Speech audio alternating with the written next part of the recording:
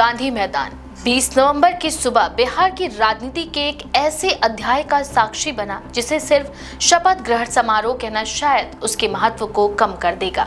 नीतीश कुमार का 10वीं बार मुख्यमंत्री पद की शपथ लेना अपने आप में रिकॉर्ड था, लेकिन असली कहानी मंच पर उसके बाद घटित होने वाली उन झलकियों में थी जो किसी भी राजनीतिक विश्लेषक के लिए संकेतों से भरी हुई थी। इन झलकियों में सबसे ज्यादा ध्यान खींचने वाली बात प्रधानमंत्री नरेंद्र मोदी और नीतीश कुमार के बीच दिखाई दी सहज गर्मजोशी, जो पिछले एक दशक में शायद ही कभी इतनी साफ दिखाई दी हो। शपथ ग्रहण से पहले राजभवन में आयोजित औपचारिक कार्यक्रम में नीतीश कुमार ने सुबह 11:30 पर मुख्यमंत्री के रूप में शपथ ली। इसके कुछ ही मिनटों बाद प्रधानमंत्री नरेंद्र मोदी की ओर से बधाई संदेश आया, जिसमें उन्होंने नीतीश को अनुभवी प्रशासक बताते हुए आगामी कार्यकाल के लिए शुभकामनाएं दी।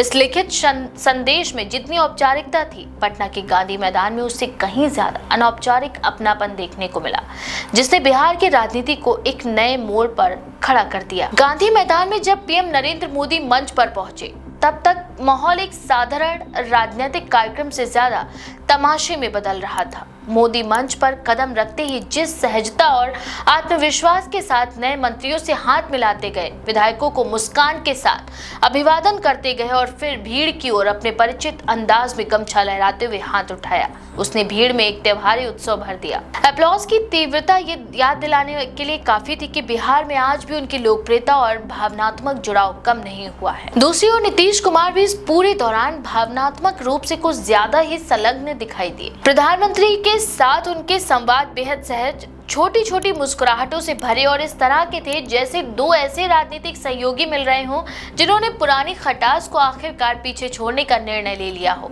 मंच पर सबसे प्रतीकात्मक क्षण तब आया जब दोनों नेताओं ने एक साथ हाथ उठाकर जनता की ओर अभिवादन किया। वह दृश्य 2010 की याद दिलाने वाला था।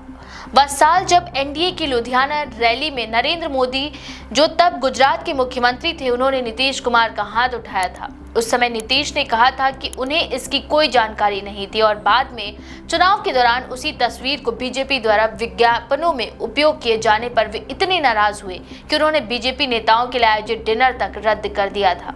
उस घटना ने दोनों दलों के संबंधों को ठंडेपन और संघर्ष की दिशा में मोड़ दिया था। लेकिन ये 2025 था और इस बार इसी दृश्य ने विपरीत प्रभाव छोड़ा।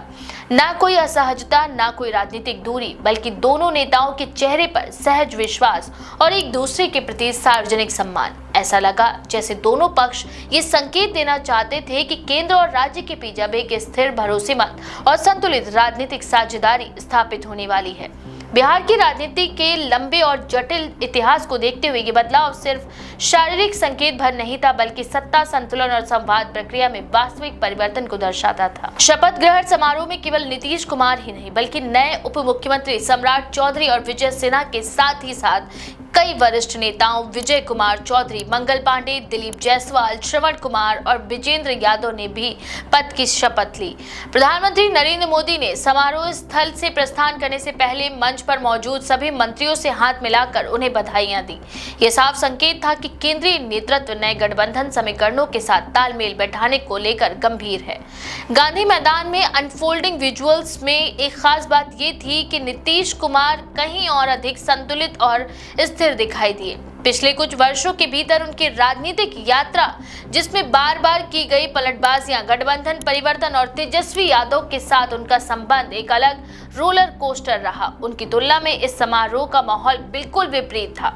ऐसा लगा कि नीतीश कुमार एक नए अध्याय में प्रवेश कर चुके हैं, जिसमें वे राजनीतिक रूप से सुरक्षित महसूस कर रहे हैं और केंद्र नेतृत्व के साथ तालमेल बिठाने के इच्छुक हैं। मोदी के साथ उनकी बॉडी लैंग्वेज इस बात को रेखांकित करती थी कि वे न केवल गठबंधन की मजबूती को स्वीकार कर चुके हैं, बल्कि इसे प्रदर्शन योग बनाने का भी मन बना चुके हैं। दर्शकों की नजरें सिर्फ नेताओं की मुस्कानों पर ही नहीं, बल्कि उन छोटे छोटे गेस्चर्स पर भी थी जो वर्षों से चले आ रहे तनाव और मनमुटाव को समाप्त होते हुए दिखा रहे थे। बिहार की राजनीति में अक्सर प्रतीकों का महत्व ज्यादा होता है। यहाँ गमछा, हाथ मिलाना, भीड़ की ओर हाथ उठाकर अभिवादन करना, मंच पर नजदीक खड़े होना जैसे सभी बारीक विवरण यही बताने के लिए काफी थे। ये सिर्फ एक राजनीतिक सहयोग नहीं, बल्कि एक पुनर्स्थापना थी, एक रीसेट जो भी आने वाले महीनों में बिहार की सत्ता संरचना को परिभाषित करने वाला था। इस पूरे आयोजन में लोगों के बीच एक और दिलचस्प बातें चर्चा में रही। केंद्र और राज्य की राजनीति के बीच की वह रेखा जो अक्सर तनावपूर्ण संबंधों की वजह से धुंधली पड़ जाती है, लेकिन इस समारोह में दिखी सहजता ने इस धारणा को मजबूत किया कि आने वाले दिनों में केंद्र और राज्य मिलकर एक अधिक समन्वित शासन मॉडल की ओर बढ़ सकते हैं। विशेषकर ये संदेश उस समय महत्वपूर्ण हो जाता है जब बिहार विकास, बेरोजगारी, उद्योगों के विस्तार और बुनियादी ढांचे से जुड़े मुद्दों पर केंद्र से ज्यादा सहयोग की अपेक्षा कर रहा हो। नीतीश कुमार के लिए कार्यकाल केवल एक व्यक्तिगत उपलब्धि नहीं बल्कि एक राजनीतिक परीक्षा भी है। 10 बार मुख्यमंत्री बनना किसी भी नेता के लिए दुर्लभ उपलब्धि होती है, लेकिन ये उपलब्धि उन जिम्मेदारियों को भी बढ़ा देती है जिन्हें केंद्र और राज्य के बीच तालमेल, पार्टी नेतृत्व के साथ सामंजस्य और जनता की उम्मीदों पर खरा उतरने के संदर्भ में देखा जाएगा। विश्लेषक मानते हैं कि मोदी और नीतीश की नई केमिस्ट्री इस बात का संकेत है कि दोनों पक्ष राजनीतिक स्थिरता को प्राथमिकता देने के लिए तैयार हैं, लेकिन इसी के साथ नीतीश के सामने प्रशासनिक दक्षता को नए स्तर पर साबित करने की चुनौती भी बनी रहेगी।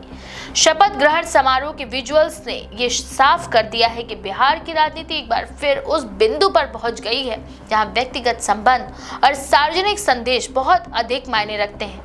मोदी और नीतीश की मुस्कानें, हाथ मिलाने का तरीका और मंच पर एक साथ खड़े होकर भीड़ का अभिवादन करना, ये सब ऐसे संकेत थे जो ये बता रहे थे कि अतीत की खटास को भुलाकर दोनों नेता अब एक लंबे, स्थिर और रणनीतिक राजनीतिक संबंध की ओर आगे बढ़ रहे हैं। समारोह भले ही औपचारिक था, लेकिन जो कहानी उसने बिहार की राजनीतिक हवा में छोड़ दी वह आने वाले महीनों में राजनीति की दिशा तय करने वाली है। जो नेता कभी एक दूसरे से खफा और राजनीतिक रूप से दूर थे, अब मंच पर साथ खड़े होकर राजनीतिक संदेश दे रहे थे कि ये साझेदारी अब परिपक्व और स्थिर चरण में प्रवेश कर चुकी है। ये सिर्फ सत्ता का ट्रांजिशन नहीं था, बल्कि राजनीतिक संतुलन, सम्मान और पारस्परिक संवाद की एक नई शुरुआत भी थी, जिसने बिहार के राजनीतिक भविष्य को एक नए रंग में रंग दिया। इस बारे में आपका क्या विचार है? अपनी राय कमेंट सेक्शन में जरूर लिखें। ऐसी और भी खबरों के लिए देखते रहें द पेज 19।